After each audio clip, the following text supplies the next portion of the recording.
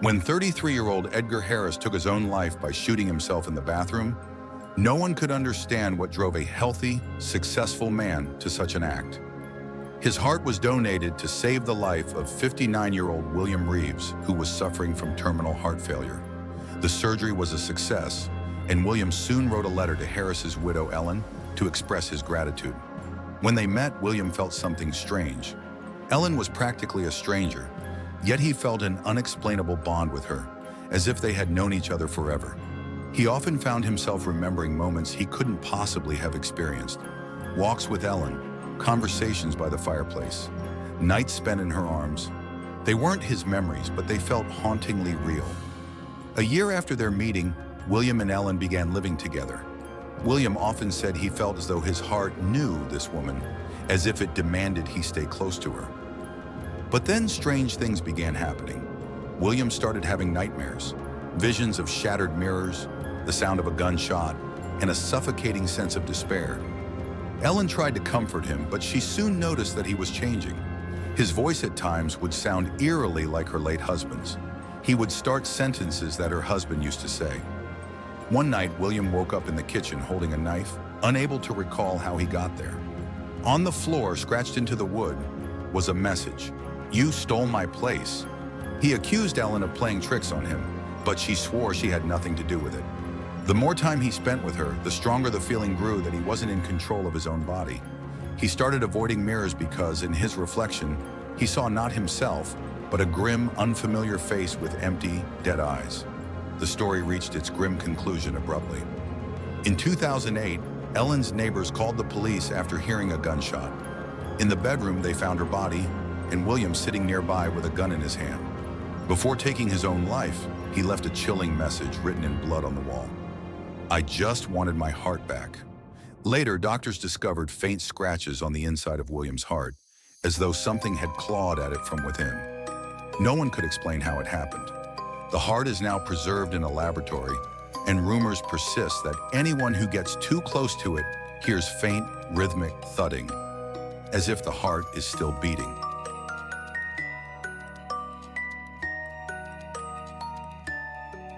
Michael Randolph was an experienced detective. Throughout his career, he had faced countless horrifying things most people could never imagine. But what happened that night shattered his understanding of reality. He was driving home late one evening, exhausted after a long shift. Rain poured heavily, and the windshield wipers struggled to keep up. At a deserted intersection, a red light forced him to stop. In the dim glow of a street lamp, he noticed two silhouettes. Two children stood by the roadside. Their figures were barely visible through the curtain of rain, but Michael saw they were standing still, unfazed by the cold downpour. One of them knocked on his car window. The boy leaned closer. "Excuse me, sir," he said in a strange, emotionless voice. "We're lost. Can we get into your car? We're cold." Michael instinctively reached for the window controls, but something deep inside stopped him. Years of honed intuition screamed, "Don't do it!" "Where are your parents?" he asked, leaving the window barely cracked. The boy smiled, and that smile struck Michael as unnatural. The girl standing next to him remained silent, staring directly at him. Her eyes were black, completely black. No whites, no irises, just voids. Michael felt a cold shiver run down his spine. "Please, sir," the girl whispered, "let us in. We just want to go home." Instead of responding, Michael rolled up the window and floored the gas pedal. The car surged forward, water splashing everywhere. In the rearview mirror, he saw the children still standing there, watching him, unmoving. Back home, Michael couldn't shake the unease. His mind kept replaying the moment. Those eyes, those words. Who or what were they? The next morning, he decided to check the surveillance cameras at the intersection. When he reviewed the footage, his hands began to tremble. The recording showed his car stopped at the red light, but the children were nowhere to be seen. A few days later, Michael began noticing strange things. Doors in his house that he was sure he had locked were suddenly found ajar. Quiet, rustling sounds echoed in the hallways, even though he was home alone. But he dismissed it all as fatigue. One night, he awoke with the unsettling feeling that someone was standing beside his bed. His heart pounded wildly, but his body refused to move, as if paralyzed. Michael felt cold breath on his face, And then a whisper came, "You can't escape us now." Summoning all his strength, he switched on the light, but the room was empty. Yet something lay on his pillow, a photograph. On it were two children standing in the rainy night, staring directly at Michael with their pitch-black, infinite eyes. The next night, it happened again. But this time, he heard tapping on the window of his third-floor bedroom. "Let us in, Michael." "We just want to go home," whispered a voice. Each passing day, they drew closer. The rustling grew into footsteps, and shadows in the corners of his home became darker and more menacing. Michael tried his best not to sleep, but exhaustion eventually overcame him. When he opened his eyes, it was already too late. They stood at the foot of his bed, their black eyes staring into his soul. He tried to scream, but no sound came out. The boy leaned closer. "We told you, you can't escape."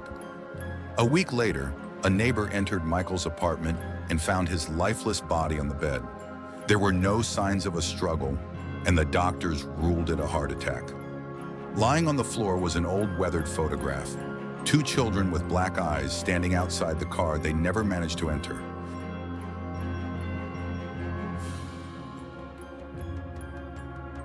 In a quiet town overgrown with forest, where the shadows of mighty trees fell upon the rooftops, a legend lingered, the tale of the Dusk Devourer. It was said that it was neither man nor beast, but something ancient, dark, that fed on fear and despair. It all began with a sense of unease, a faint rustle, a sudden chill, the feeling of being watched. But the most terrifying sign was the sharp, repugnant smell, like rotting flesh and old blood, that appeared without warning, as if to remind you of the looming danger.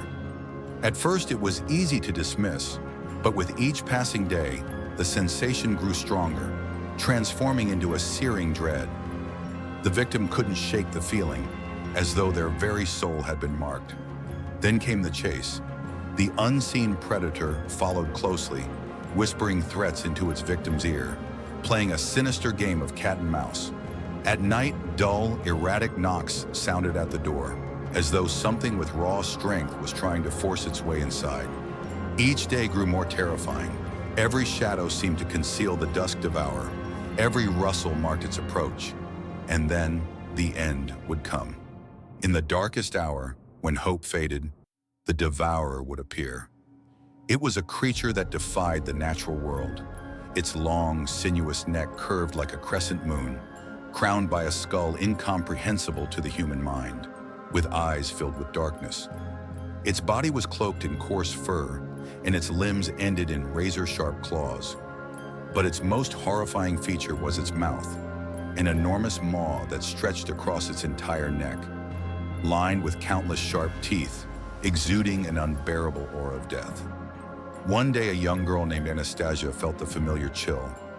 She tried to push thoughts of the Dusk Devourer aside, but the fear tightened around her heart. That night, as the moon hid behind the clouds, she heard whispers at her window, followed by that dreadful smell that had haunted her for weeks. A hoarse whisper mixed with a guttural growl echoed in the silence. A loud thud against her door made Anastasia flinch. She tried to run, but it was faster. Shadows enveloped her, and an icy coldness seeped into every fiber of her being. The last thing she saw was emptiness, a void that consumed her completely. And so, the Dusk Devourer continued its dreadful game, feeding on the fear and despair of the town's forsaken inhabitants. The legend of its presence passed down through generations, warning everyone that it would never leave and would always await its next victim.